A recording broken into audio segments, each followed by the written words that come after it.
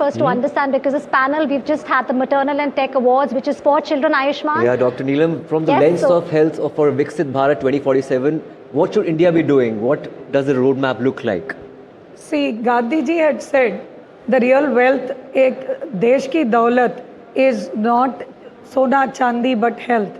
और दूसरी कहा था उन्होंने कि मोस्ट वल्नरेबल लोग का किस तरीके से ध्यान रखा जाता है। तो मैं कहूँगी कि एक देश की तरक्की तभी समझ आएगी जब उस देश में हर माँ सुरक्षित हो और एक अच्छा सेहत एक बच्चे को मिले, बिकॉज ये सबसे वल्नरेबल पॉपुलेशन है। So for that I feel कि मदरहुड सेफ होना चाहिए, उसके साथ जब डिलीवरी होती है उस तरीके से हमने काफ़ी तरक्की की है। न्यूनेटल मोर्टालिटी रेट को 20 तक लाया, 70 पर 1000 था। माँ की डेथ 2 डिकेड्स पहले 400 डेथ्स पर लाख होती थी, अब 80 पे आए हैं। लेकिन अभी भी बहुत कुछ बाकी है, जैसे कि हर 3 में से 2 बच्चा अनीमिक है और हर 3 में से 1 बच्चा कमज़ोर है in terms of nutrition, hidden hunger, wasting, malnutrition. अभी हम इसी से जूझ रहे थे, उतने में ओबेसिटी आ गई, 10%, 8 से 10% बच्चे ओबीस बनते जा रहे हैं।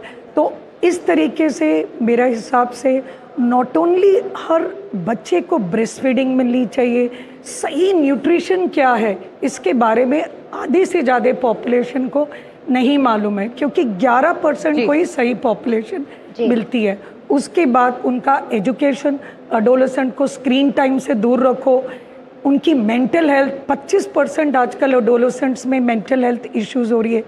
सो ये सारी चीज़ों का ध्यान रखना है, क्योंकि सिर्फ स्वच्छता और स्वस्थ एक सिक्के के 2 पहलू है कि इन्फेक्शन कंट्रोल, वैक्सीनेशन, किसी की डेथ ना हो।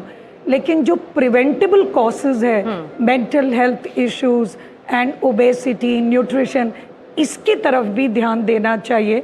तो मेरा रोड मैप यही रहेगा कि दैट दोनों तरफ से, क्योंकि हमारा देश तरक्की कर रहा है, सिर्फ अभी इन्फेक्शन कंट्रोल और उस पे ही नहीं, हमें नॉन कम्युनिकेबल डिजीज़ पे ध्यान रखना है, क्योंकि तभी जो 70% आपकी डेथ अडल्ट्स में हो रही है, that is because of cardiac disease, fatty liver, ये भी प्राथमिकताएं रहे, आप कह रही हैं। तो ये बचपन में अगर आपने रख दिया तो आप उधर देख रहे हैं। शुरू से ही